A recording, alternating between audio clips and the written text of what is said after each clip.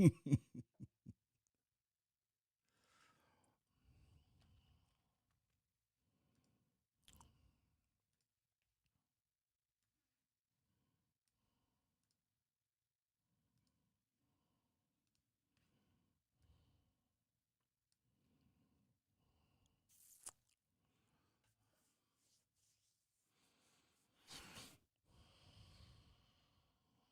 right, guys, I see some of you starting to pop in here. You're going to start to notice that there's no radio program today. It's 8 minutes after the hour. And not that there's no radio program. There is a radio program, but it will be on the radio.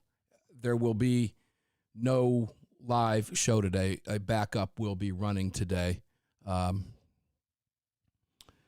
simply because of issues, let's say, at the network. There's no one in the building. Okay. At some point, I'm sure we'll be able to tell you what's going on. But, Jeremy, that explains a lot, right? Di, welcome to the house. Vern, good to see you. Paul Markle, say words. Hey, Paul, if you want to call in, let me know, and we can bring you on the airwaves if you'd like to jump in with us. If you want to do that, we can do that for a couple of minutes. But as I told, Paul Markle was going to jump in. David Codrio was supposed to be on the program today. That didn't happen. He's coming tomorrow. He had car issues and couldn't get a guarantee he could get back to his home in time to do the program. And Paul was scheduled to jump in with him, or replace him today rather than tomorrow. And then we had issues that we're not really allowed to. I can't say right now. Let's just say that there's nobody in the building, and Paul just jumped on to let us know that. I had a lot I wanted to cover with you today. Frankly, I can tell you a little bit about where I wanted to go. Let's see. There's a report out that Biden. Let me take you to this. It's coming from the Washington Examiner. Biden readies showdown on guns. Now, the timing of this is great, and I'll tell you why. Because I've got a piece that I've penned up today, and it's about probably 2 to 3 times longer than a normal column I would write. Those of you who have followed me on Ammo Land will note that I haven't been on Ammo Land in a while. I've been very busy and had a lot of other things working, but this column was in me and it had to come out. I'm angry about a lot of things. I'm angry at certain people. I'm angry at commentary. And frankly, I'm getting sick and tired of it, and it needs to be dealt with. And without finger pointing at one person or 3 people or 5 people, I decided to write this today. And I've been on it all day. I've sought some guidance on it. I generally don't do that. Whatever I write, I publish. I don't seek anybody's permission. This one I was seeking a little guidance on from some individuals whom I trust very much. And I've been given, several thumbs up on this, so I'm going to move forward with the column. I know I'm being a little wishy-washy here, but that's because I haven't published it yet. It's not quite completely finished. But suffice to say, it's not going to be very nice to certain groups of people, and I couldn't care less. I'm not here to be nice. I'm here to tell it like it is. And I don't really give a flying shit, quite frankly, about offending somebody who I really don't care about whether they're under my tent or not. So I'll leave it at that. And then I see this today from Washington Times, Biden readies showdown on guns. Yeah, well, who would have thought that, right? Washington Secrets columnist Paul Bedard wrote it. And the headline is essentially that they're going to move on guns through the Attorney General and the Surgeon General. Huh? What does that mean? We're going to talk more about it tomorrow, but let's just give you a little gist of the Washington Times piece. In his first 2 weeks, Biden hasn't said much about guns or his goal of banning some, especially the nation's most popular firearm, the AR-15. But that's because he's leaving it to 2 key nominees to take the fight to the industry. Attorney General nominee Merrick Garland, who, that Merrick Garland, Obama's Merrick Garland, that guy who was that close to the Supreme Court. And the Surgeon General choice, Dr. Vivek Murthy. Both of them are strong gun control activists, by the way. They've been gun lobbyists told us they have been working overtime to fight the picks, but it's an uphill battle. And here's the deal. Here, an uphill battle, it's a lost cause. The gun grabbers control Washington. They're going to get their picks through. Gun control fans, I'm quoting from the Washington Times now, however, are eager for Murthy, founder of Doctors for America and a former Surgeon General, to use his potential platform to call for gun control and push for the creation of a National Bureau of Firearm Injury Prevention. Now, we could take this all the way back to the fight for Obamacare, and guns are a health crisis. You see how this ties together. That's how this ties together. It's why we fought Obamacare. It's why gun control was a huge part of the issue with Obamacare, and it's why we fought it. Now, it didn't go far after Obama's first 2 years in office when he lost the House and the Senate.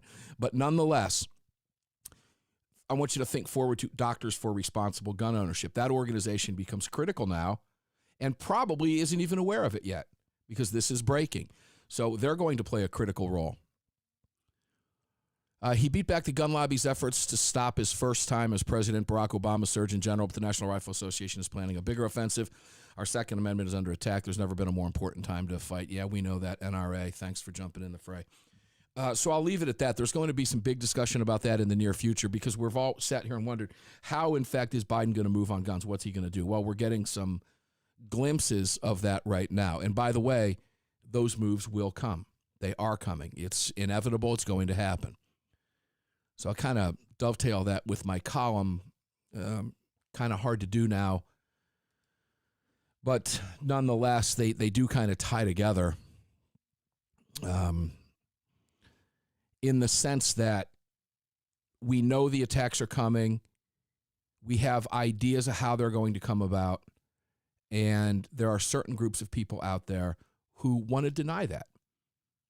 And I'm going to leave it there. Because there's no show today, I don't want to give away too much for tomorrow, and there will be news breaking as well. So, let's see, if anybody's got any topics they want to cover quickly before I cut out of here, I'm going to take a rare opportunity and take the afternoon off. I won't be able to get you a podcast until probably more than likely tomorrow because I don't even know what backup is running. I don't know what they had in the queue. But there, suffice to say, if you listen to the program on a radio station around the country later today on a delayed broadcast at 7 o'clock, if you're listening on the West Coast in Oregon when we're running at, 6 o'clock in the afternoon, 7 o'clock in the evening, early evening, I have no idea what show you're going to get because it's a backup in the queue. I apologize for that. Let's see. Marietta, how you doing? Glad to see everybody in here.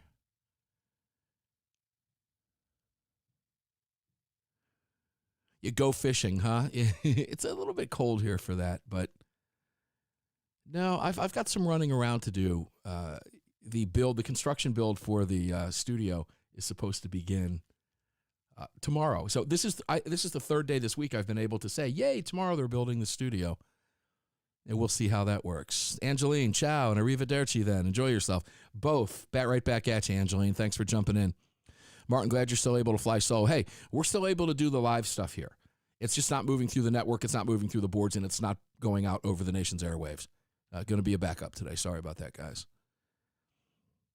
Brian, go shooting. You know, I am going to make a stop. I'm telling you right now, I'm going to head from here to the gun shop. If I see what I think he might have on his shelf, I'm probably going to make a purchase. I'll let you know tomorrow. It's nice to be able to do that, but we'll see. So here's the deal, guys. Just a little background there. We are getting some inklings now that Biden is getting ready to move and how he's going to move. There's some speculation. We did have a board meeting yesterday, Second Amendment Foundation and the Citizens Committee. It was a special meeting that was called, and it was a good one. It was extremely productive, and I'm sure we'll begin to see some of the fruits of those meetings evolve over the course of the next 2 to 3 weeks. That's really all I'm able to say about that, but they were extremely productive, and it was a great opportunity to sit and meet last night with Cam Edwards, Massad Ayub, and many other heavy hitters, General Youngman, Allen, Julianne, and others in the meeting. It was great to be able to. Jim Irvine was there, and many others. So I'll keep you advised, and if anything major breaks, we'll jump on here and we'll let you know, but I have it, John. I have a Tommy gun. I have a Thompson. In fact, it's right over there. I can see it. You can't.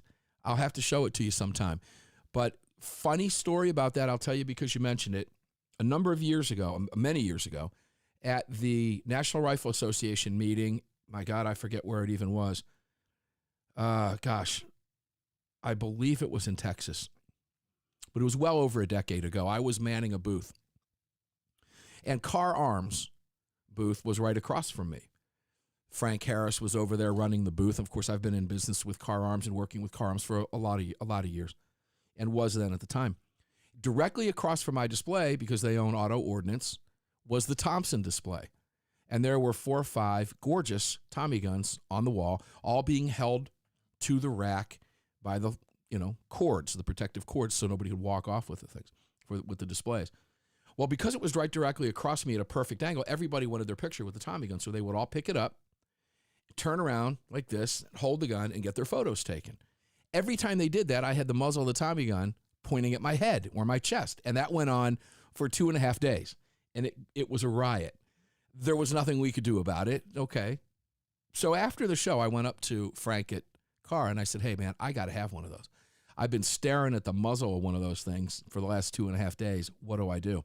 And he sent me the paperwork, and I started the paperwork. 3 months later, it showed up on my doorstep. I got it for a great price, and the thing is a family heirloom right out of the box. It is the real deal. I got the TM1, which if you are familiar, because the movie Saving Private Ryan's a great example. The gun that Tom Hanks carried in Saving Private Ryan is the TM1. It's the military version with the stick magazines. Mine does not hold the drum, the gangster drum. The TM1 only holds the sticks. I have it with 2 extra magazines, a total of 3 magazines. Comes in a beautiful case. The gun is absolutely gorgeous. It is a family heirloom right smack out of the box. I did not get the SBR. I could have here in the state of Georgia, and the price was right. Hindsight's always 20/20. I should have. I chose not to, but this thing is gorgeous. I have fired it. I take it up into the mountains with me, and I shoot with an individual who fired a Thompson in Vietnam, and it's really something to be able to use. But I actually use my guns. They're not just safe queens. But this thing is absolutely beautiful, and now I need another one. So, Jeremy, Sean is doing well. Let's see. Don't know, guys. Don't have any idea. Oh, Bob Mullen, who I shoot with in North Georgia, is on here. Bob says, thanks for allowing me to shoot the Thompson that time. Bob gets it. Bob carried a Thompson in Vietnam. Bob, thanks for your service in Vietnam. I love you to death, brother. Your daughter's down here in Canton. We need to get together here soon. We need to get back up there in the woods, up on your neck of the woods. All right, guys, fun stuff. Always great. And I'm out of here. I'm going to take the rest of the afternoon off, go get some shit done today. And I will see you tomorrow on the radio. David Codria, who knows? Maybe we'll bring David and Paul in. Ooh, that could be interesting, couldn't it? Either way, I'll see you tomorrow on the radio. Enjoy the rest of your day today, and I'll see you tomorrow. All right? It's a cheap way to get a day off, but I'll take it. See you on the radio, guys.